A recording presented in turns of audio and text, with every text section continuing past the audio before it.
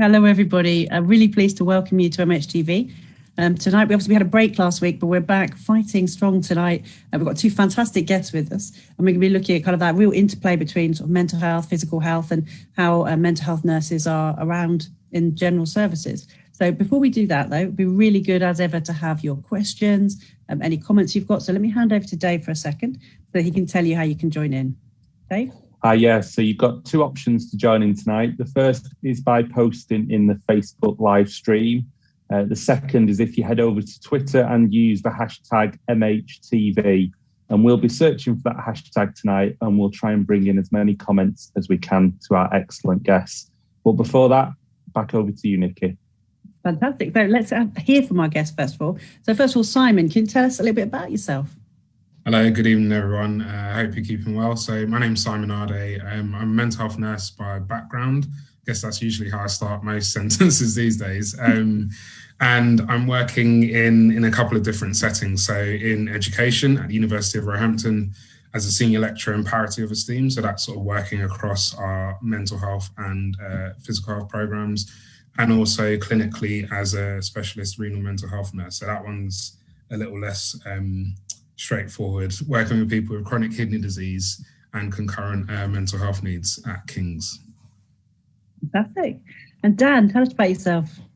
Hi, everyone. Yeah, so I'm also a mental health nurse by background. I've worked in education, specialist in eating disorders for a long period of time, where I loved working. So got a background in complex mental health presentations, but very much a therapeutic and a systemic kind of framework in terms of my education.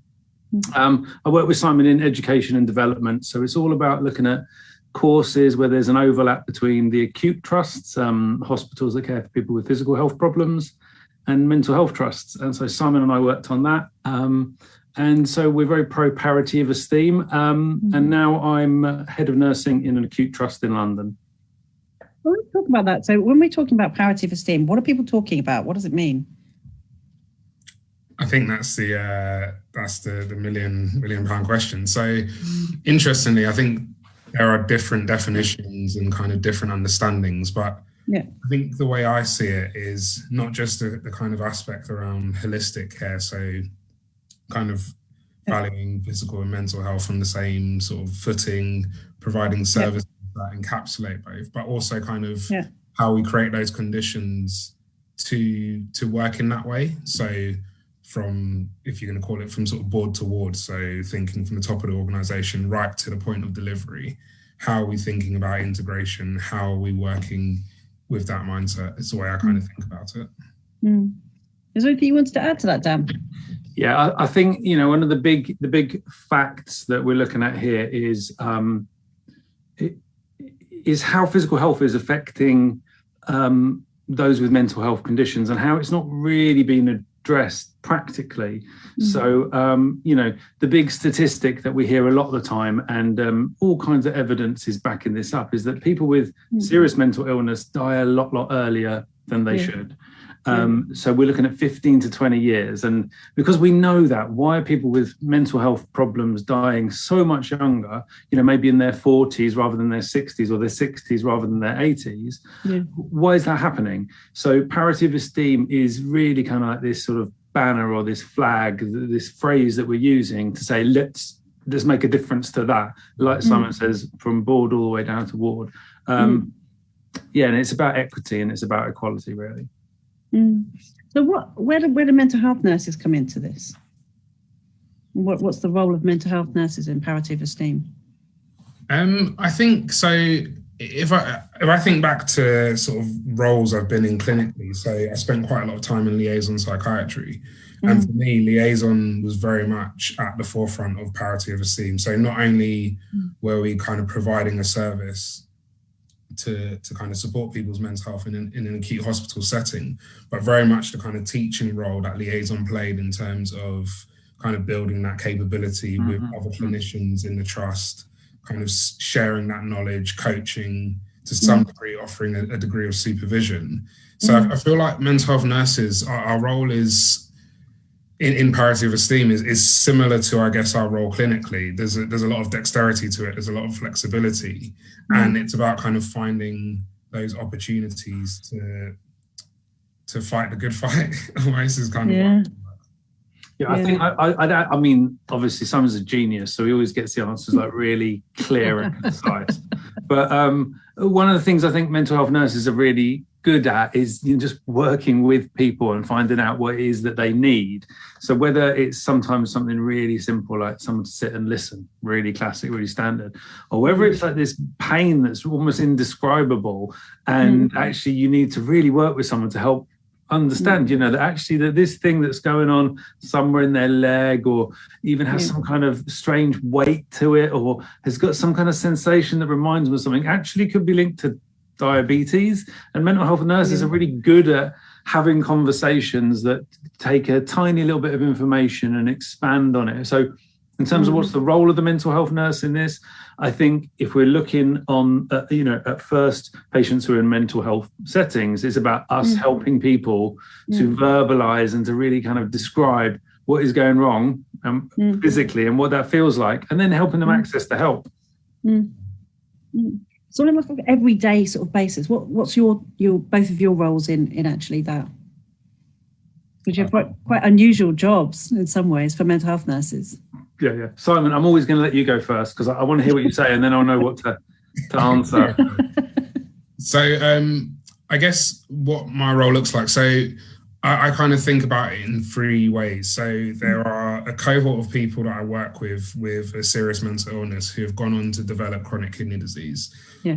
Thinking about comorbidities in terms of diabetes, hypertension, some of the medications that people are prescribed which have an impact on their renal function. So with that group of people, it's kind of understanding the kind of nuances of their treatment. So thinking about how do we support people when they're coming in for dialysis sessions? How do we make adjustments to kind of enhance their treatment or optimize their treatment so that people don't necessarily disengage, or we kind of develop an understanding as to the importance of it. Then there's a group of people that I work with who as a result of, I guess, their CKD diagnosis, they've gone on to develop sort of anxiety, depression, and that's very much, I guess, dealing with the kind of loss that people have in terms of their role, the uncertainty that they have about the kind of prognosis. And then I've got a big group of people in the middle, and I think we'll all recognize this, people who don't necessarily fit into the boxes of services as we create them. But being in this role, I'm allowed to kind of work with them on a very individualized basis and think about, again, things like how we support people who are having difficulty attending their treatment, how we kind of, as I said, build that capability and work with the nurses, the doctors, who are all really receptive in the department that I work with, about working with someone's mental health needs, and also thinking about the psychological kind of impact of that long-term condition. So it's a bit of clinical, a bit of teaching, hopefully a bit of research as well. It's kind of my day-to-day. How did you find your way into it? So that's so to cut a long-ish story. So as I said, I spent quite a lot of time working in liaison psychiatry. And it was there where I first kind of started to think about the interaction between physical and mental health.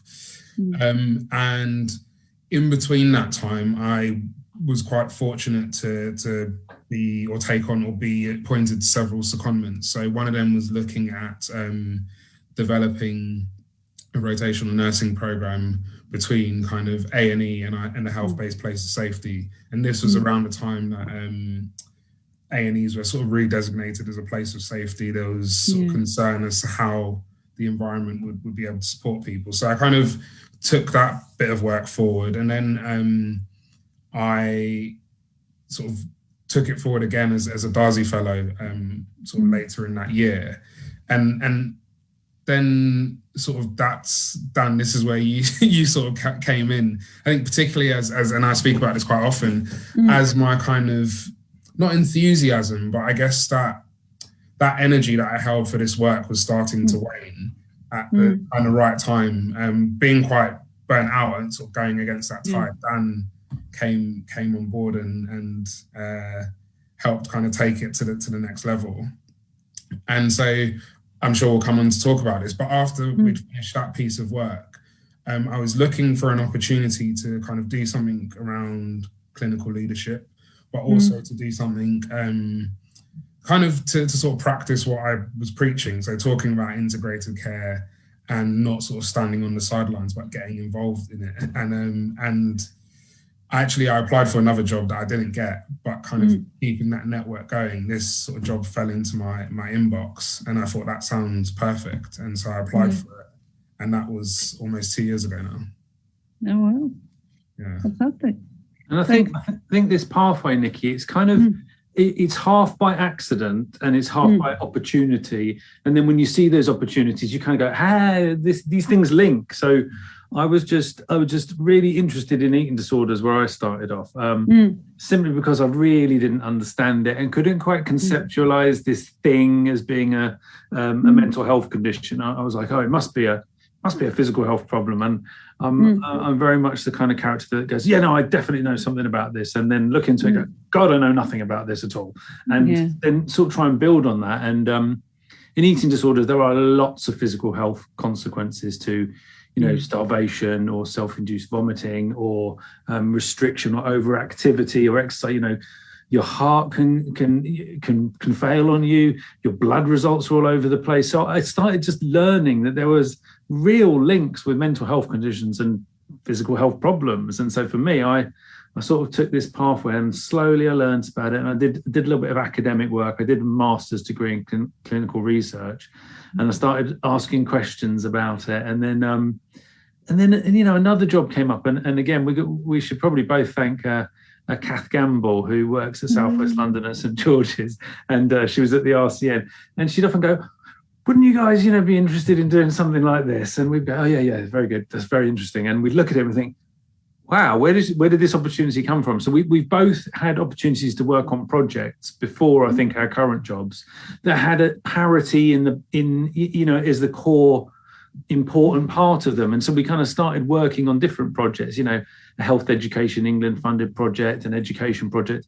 whilst we were doing our other jobs. And then it got to a certain point where we're like, well, we know quite a lot about these areas now. So we would be doing a disservice to our organisations and our mentors and the people who'd helped us and our patients if we didn't just keep pushing at it, I think.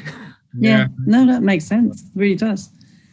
Is there anything you want to add, or can we perhaps maybe think about, one of the things we were going to think about is the last year. On one level, I think almost everybody never wants to hear the word COVID ever again, but there's been some really interesting movement in terms of mental health care for sure, but physical and mental health care and how people have been working over this last year. And I wondered if you had any sort of thoughts about, what mental health nurses have been up to over the last year.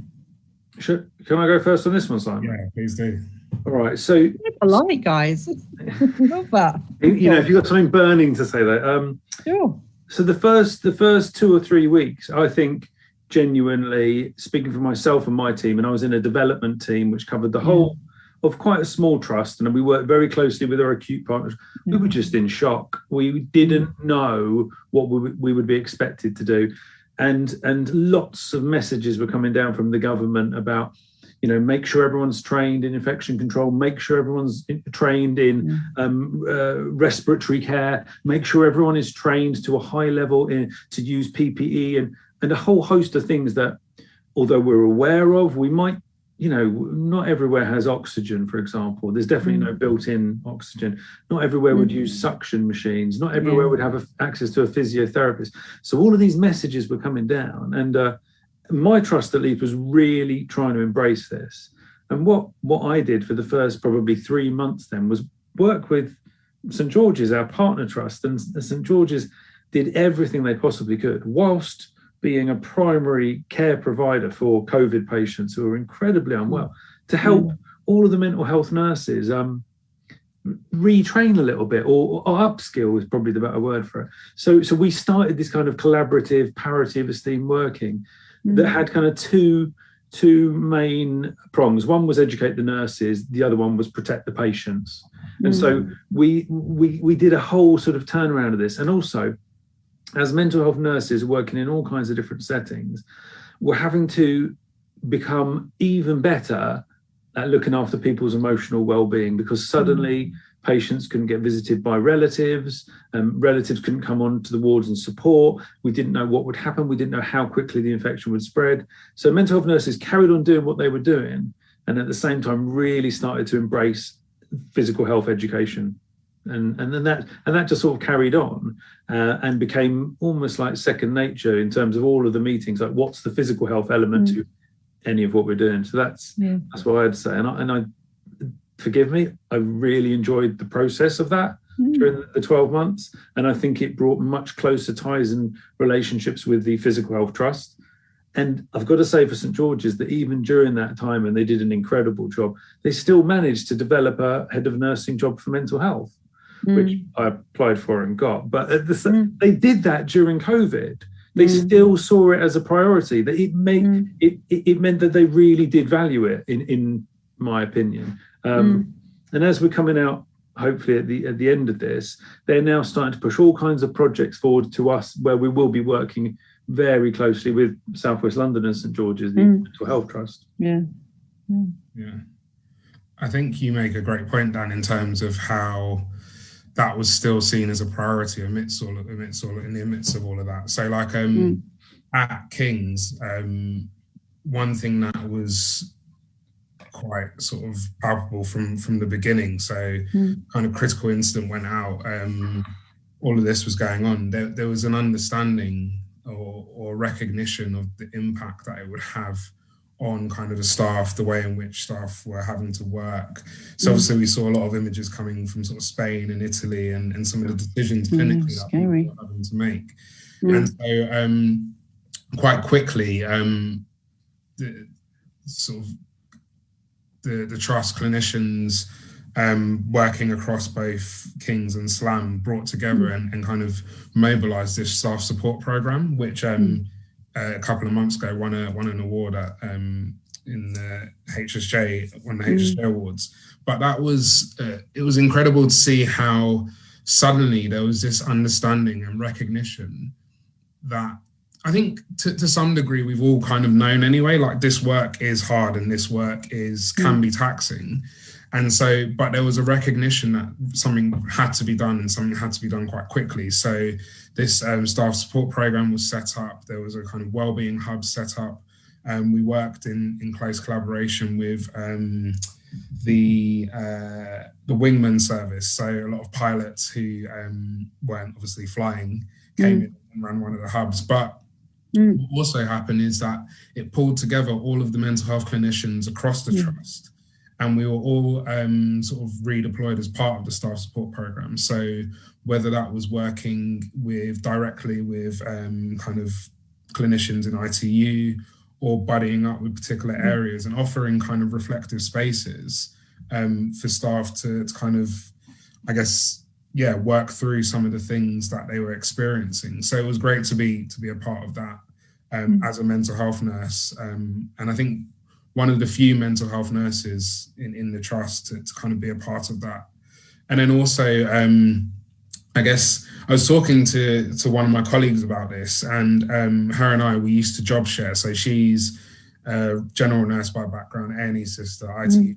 So when everything kind of started, we were sharing a job, and she, as she described it, she ran into a burning building. It was like that. And so she went straight away into ITU, and there was this kind of, I don't know if you felt it, Dan, or if any of the listeners felt it, but it was this kind of, I almost felt a bit guilty in terms of maybe I wasn't doing something or I wasn't doing enough, but actually being able to think about how, as a mental health nurse, my skill set could be used, as I said, in the staff support program, and later going on to, so I've just finalised this report, which was looking at mapping mental health provision across King's, so with the different trusts that we work with, and then also trying to consider how COVID had an impact on mental health presentations for us to think, okay, in the next wave, which is we're now kind of coming out of the end of, but in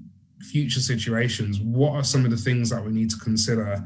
How is this affecting the population around us, and how can we prepare for it? So I think it was an opportunity again to kind of,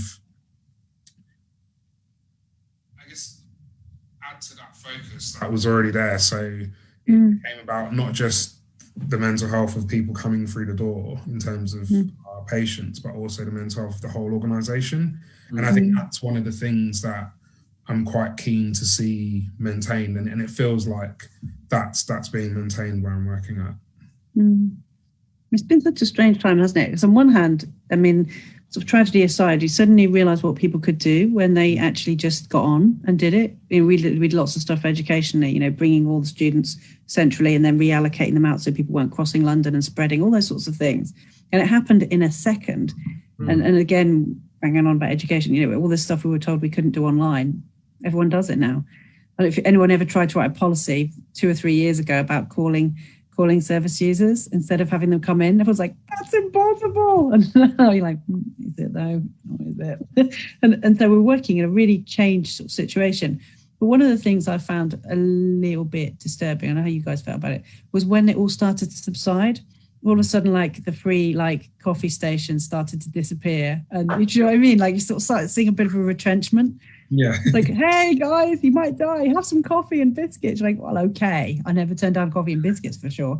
And then at some point they're like, still might die, but we're totally out of biscuits now. And it was a strange sort of very strange time. And also thinking about well-being of staff, how that gets cast as a mental health issue. When actually being scared in a pandemic isn't a mental health issue. It's a perfectly rational response. It's reasonable to be worried or frightened or tired or overworked. So those things are all really reasonable. So there's this really weird kind of balance between how we manage mental health and how we respond to supporting staff at difficult times. I wonder if you guys had any thoughts on that? Well, I'm not sure whether I am quite answering what you were saying, but it sort of jogged something in my mind. That for me, although obviously COVID as a pandemic, as an experience for the entire world is dreadful, awful, frightening thing, something that I feel happened over the last 14, 16 months is that the world's understanding of what emotional well-being has changed. I mean, there will be people who obviously refuse to accept that, but the world now has an understanding of basic mental health and feeling of unwellness or feeling of distress or feeling of unrest. Whereas before, perhaps, in the world, and people could be forgiven for thinking, people with mental health conditions have mental health problems. People with mental illness have mental health problems, and the rest of us do not, But actually, I think now everyone realizes that we're only ever a couple of incidents away from going under, from becoming depressed, from our anxiety rising up, from panic taking over, from the fear of death, from our mortality. It's only just there. And I feel like that this can change the world for the better, especially in terms of how we respond and talk to each other about distress.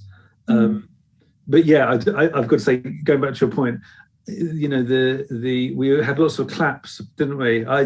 I cringed every week. I would live on a lovely estate where we all talk to each other. So when everyone else was clapping, I would stick my head out the window and say, "Shut up!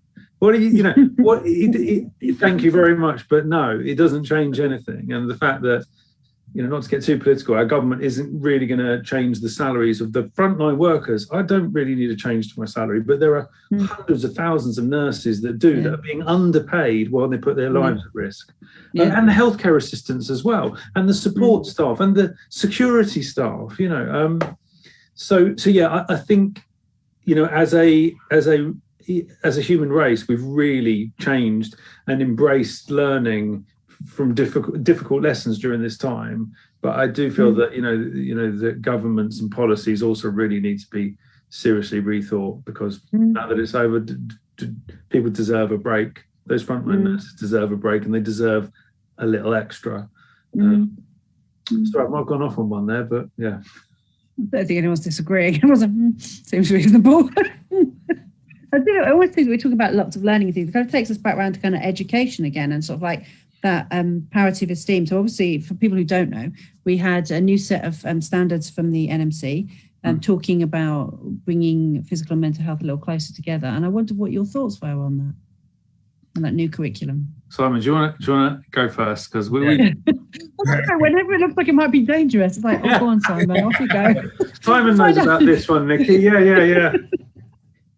So I think there's a couple of things to think about. So I'm all for it in terms of thinking about how to care in a more holistic way. So if I think about kind of when I trained, it was a condensed course anyway.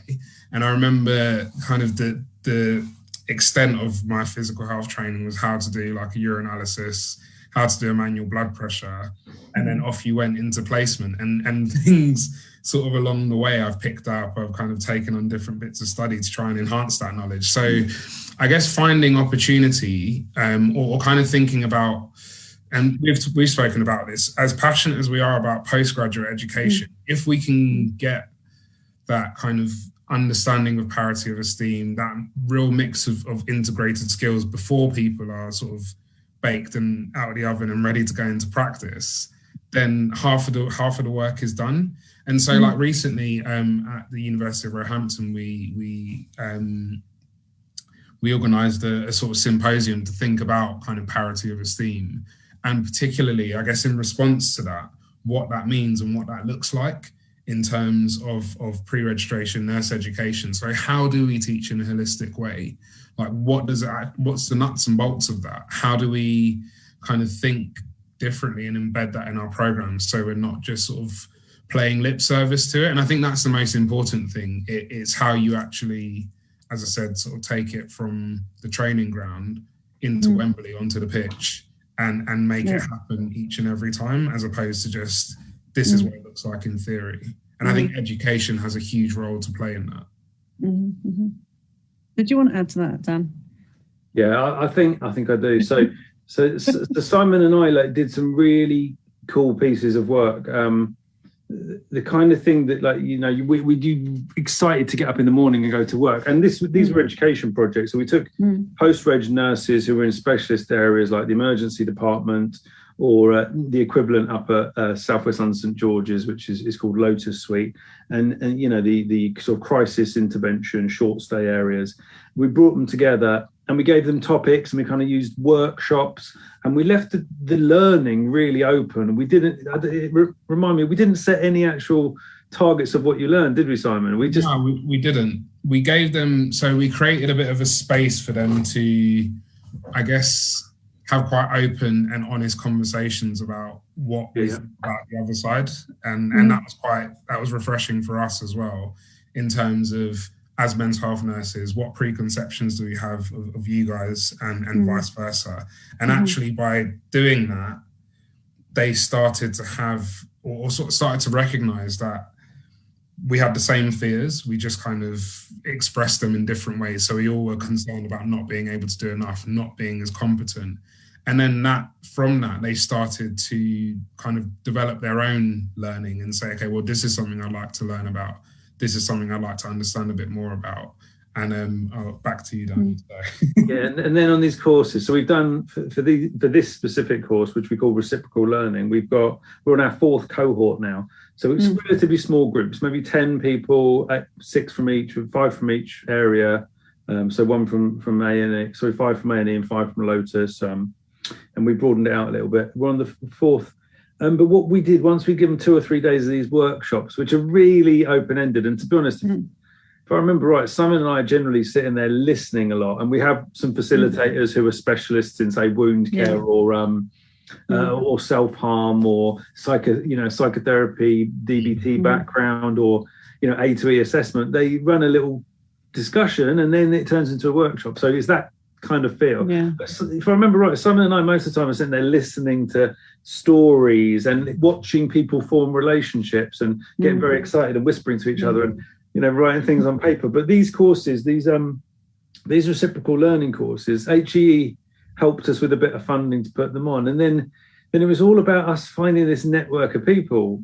Simon and I sort of a little bit cheekily knocking on people's doors with a box of muffins and seeing if they'd release their staff for a couple of days. And like a lot of networking to get placements set up. And I mean, they're shadowing placements. So the A&E nurses go up the road and vice versa, and they spend a few days in each other's environments, really just observing. And then everyone comes back at the end of this, you know, shadowing experience, and they share more ideas. And like, I mean, I'm probably am an emotional person, but that last day is, it really fills me with like excitement and emotion and hope. And we haven't like enforced this set of learning on these nurses. We haven't said this is how you will become a competent at physical healthcare, and this is what you need to know about mental health. We just bring them together and then let them form their own network and suggest a few topics. Simon, you can come in here now. Yeah, no, I've actually got some questions from students, actually, if you guys are feeling it came for them. There's one in there that you might like, and particularly for the first one. Should we have one registration? So we've got a second year student asking. You know who you are. I will track you down, second year student. I'm joking. Should we have one registration? Yes, no, and obviously we'll come to Dave for this as well. There's no reason the health visitor should be left out. I think how long's a sort of piece of string? Like I think ideally it would be great for everyone to kind of be in the same space, kind of sharing that knowledge. And I think that's what sort of Dan was attesting to. When you bring people together and you allow them to share the same space and to share narratives, you realize the commonality, you learn from each other, everyone has an opportunity to grow. I think if something like that were to be done, it would have to be done quite sensitively so that some kind of, because if it was one registration, some disciplines weren't kind of more represented or certain kind of things weren't left out. So I think currently probably it's a difficult one. Anybody who starts the answer to that with it's all about kind of like coming together and sharing narratives. It's not just a general nurse. They're a mental health nurse. Like, who says that in general services? Come on. I feel like that it might put people off joining. I don't think everyone wants to be a mental health nurse. And I tell you what, I always tell this story when I start with a new group of students. I always say, when I was trying to decide whether I'd become a nurse, I did a clever exercise. I went upstairs and I wrote everything down, why I should become a nurse and why I shouldn't become a nurse. And so I got 4 A4 sides of the reasons why I should become a nurse. And then on the why I shouldn't become a nurse, there's something like, because I don't like blood and bones sticking out and et cetera, et cetera. And I'm like, okay, well, I won't become that kind of nurse then. I'll become the kind of nurse that talks to people and does therapy. And I'm like, that's mental health nurse. So one registration, I can understand the idea, but I think there is something in the identity of the adult nurse, the identity of the child nurse, the identity of a learning disabilities nurse and a mental health nurse that means a lot, so much to the person, to each of us. And I think that wouldn't fix the problem. You would still potentially have an outweighed ratio of nurses who wanted to work in different areas and who had more interest and perhaps. So I think it makes sense that we have those specialist areas. Dave, did you want to join in as a multiple badge holder? Yeah, I think as you were talking, my answer is no. I don't think we should have a single nurse registration. I think, for the points that have already been mentioned, but I sometimes think back to something you said, Nicky, a few years ago when we were doing the mental health nursing future memes. No, and I think on yours, you kind of spoke about finding your tribe. And I think that's a really kind of nice sort of descriptive way of, talking about, being a part of the nursing family. That I do think that, there's different sort of bits to the nursing family, and some people kind of suit being in one part of it and some people suit being in the other part. I kind of hope that what can be done is that people kind of honor the different sections of it, and we kind of recognize the different skills. And I think certainly what I on my kind of nursing journey, first as an adult nurse, then going into health visiting, and then doing the job that I do now, is really kind of respecting and recognising the expertise of both of all four fields. And I think what always makes me feel really sad is when I speak to adult nurses and they say they feel that they're the forgotten sort of field of nursing, and then you speak to mental health nurses and they say that they feel that they're the forgotten field of nursing. And again, that kind of replicates across all the different sections. But, you know, all are important, aren't they? You know, all have really valuable skills to bring. Yeah. And I think the other thing to say is actually, you know, generic nurses, have you got enough time to be able to become skillful in all the different parts that you do an excellent job? And I just think it'd be impossible that, you know, actually to be a really good mental health nurse takes a shed load of effort to do, you know, important work and important education. So, you know, I'd kind of worry that if we kind of tried to make everyone a jack of all trades, then we certainly become a master of none. That's a really thoughtful answer. Yeah. I can't believe we're still friends after all these years. You haven't jumped me, but good for you. I've got another three. Okay, one here is I'm in my third year now. I have to go in and out of adult nursing placements sometimes. And even though I had a first year placement, I don't really feel like I belong. Have you got any tips for blending in a general hospital? Or just feeling like you belong, maybe? Don't blend in.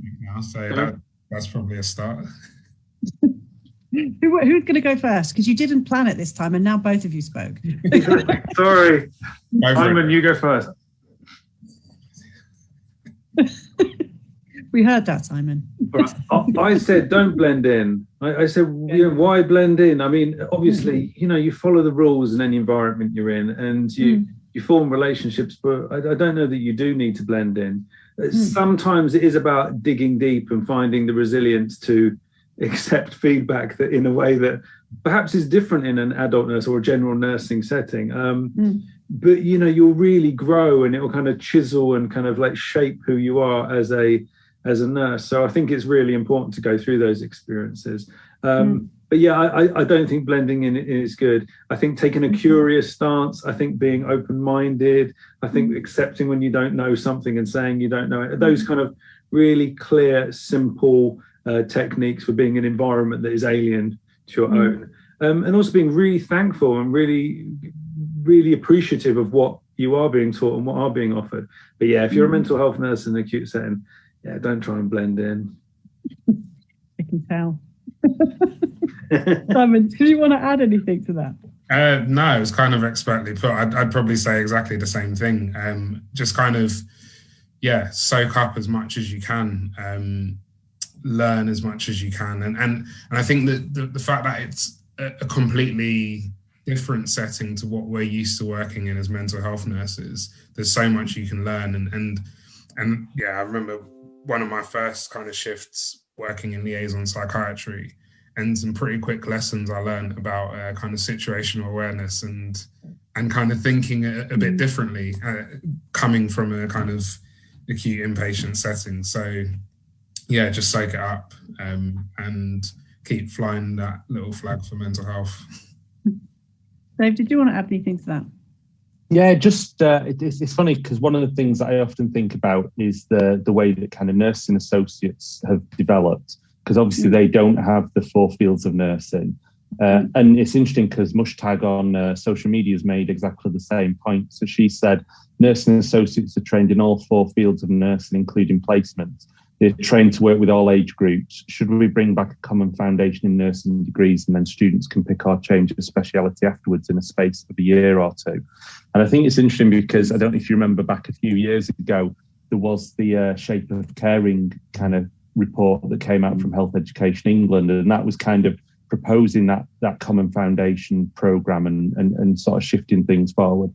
I think one of the anxieties that I always have with any kind of, you know, let's think about changing nursing in the future, is that we should never do it by kind of saying, let's pause what we do now. We'll spend a few years thinking about what we should do next.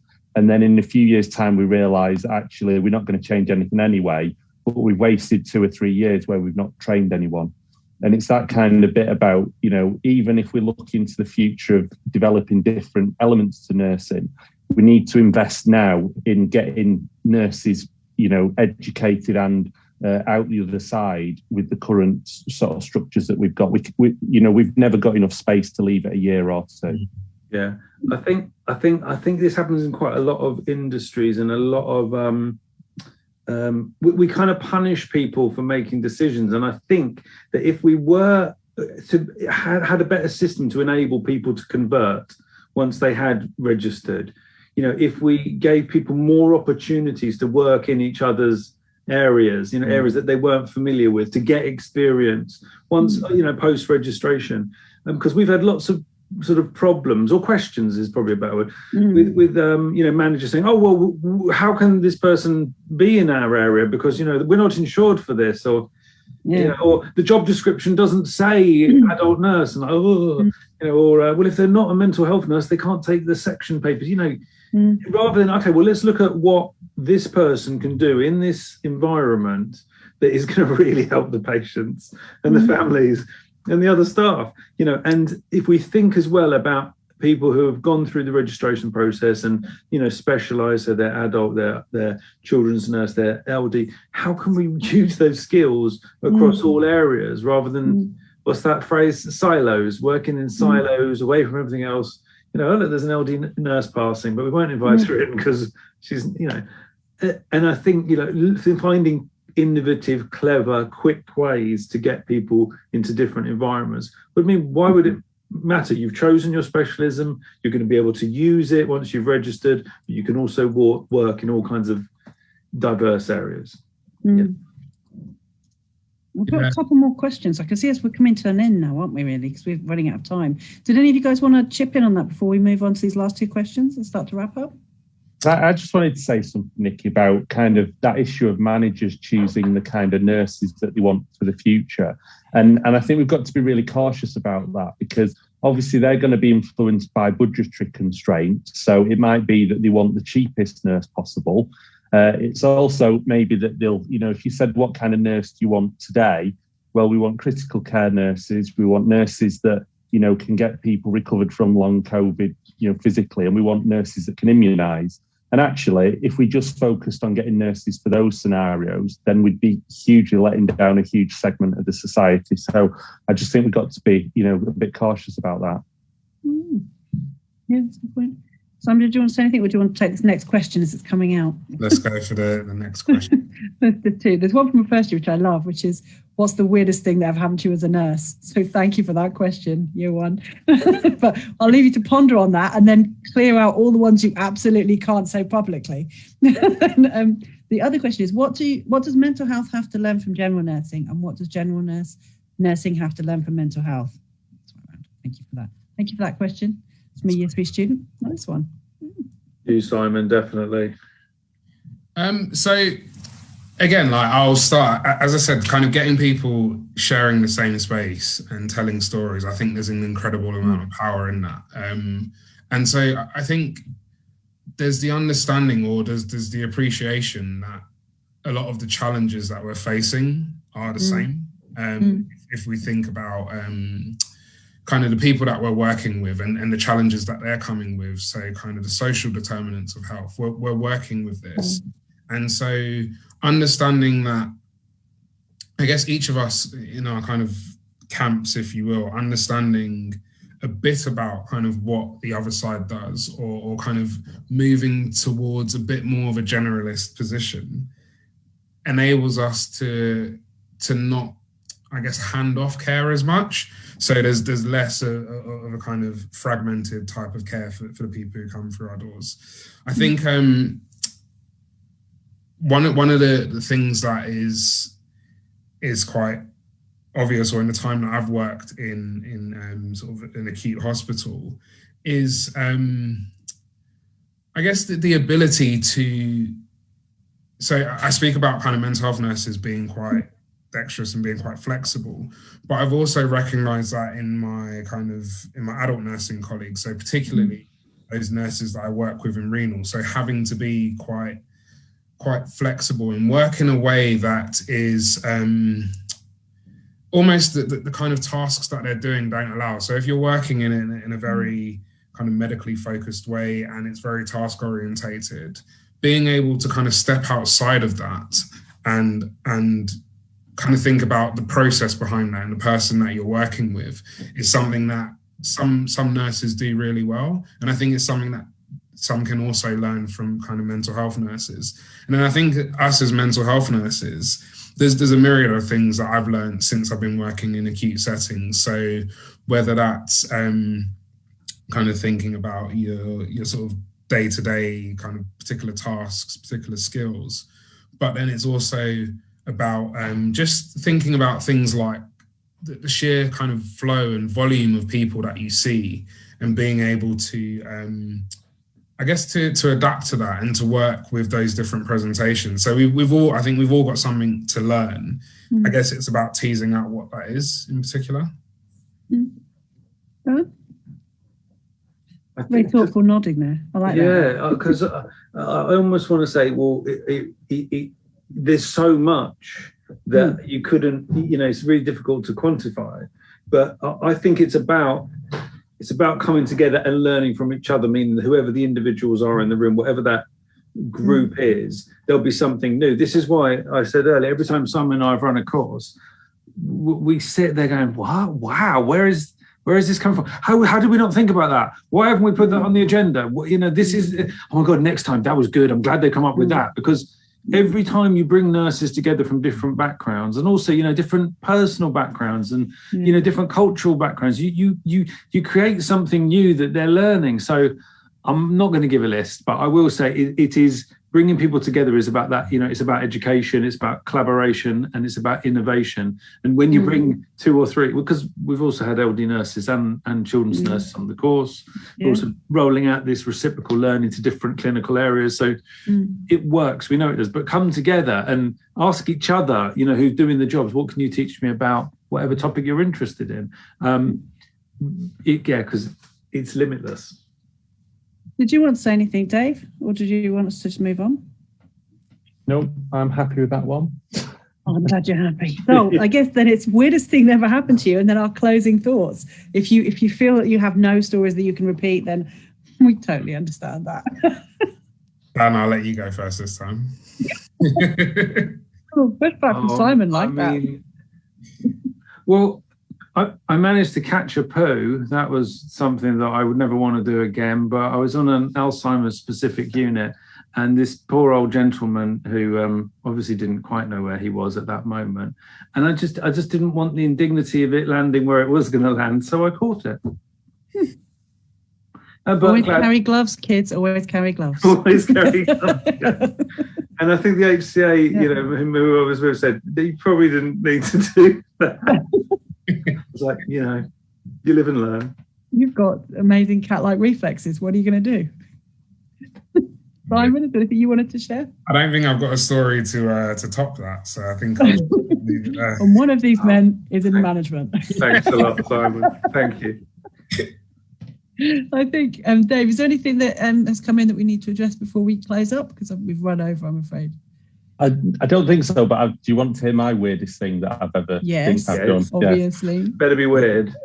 Well, the first one was I went to a visit and they just had the drive reconcreted.